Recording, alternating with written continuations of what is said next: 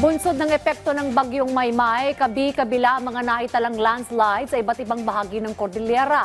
Kasabay nito, tiniyak ng Benguet PDRRMO ang patuloy na monitoring sa epekto ng bagyo. Yan ang ulat ni Janice Dennis ng PTV Cordillera.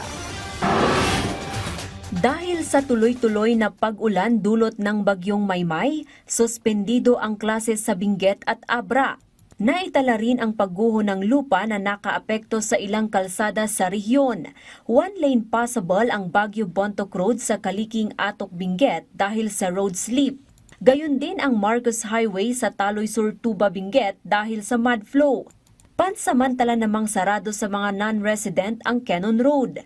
Patuloy na ang clearing operations ng DPWH Cordillera sa mga apektadong kalsada. Yung mga district engineering offices natin, sila po yung naglilinis ngayon po ng mga kalsada natin para isigurado na pwedeng dumaan yung mga travelers natin sa mga kalsada natin.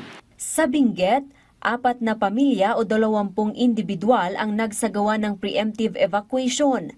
Patuloy naman ang pagmomonitor ng Benguet PDRRMO sa epekto ng bagyong Maymay at Habagat. Stay safe at safeguard.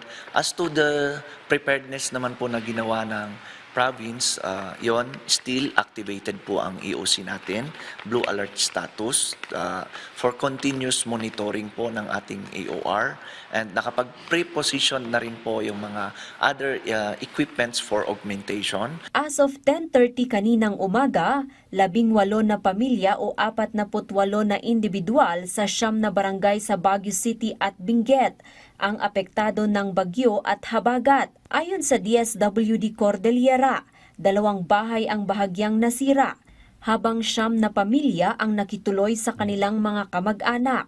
Nakahanda na rin ang mahigit 80,000 na family food packs at 33,000 non-food items para sa mga apektado. Patuloy naman ang pagmomonitor ng OCD Cordillera habang suspendido na ang tourism activities at mining operations sa rehiyon. Safety is number one.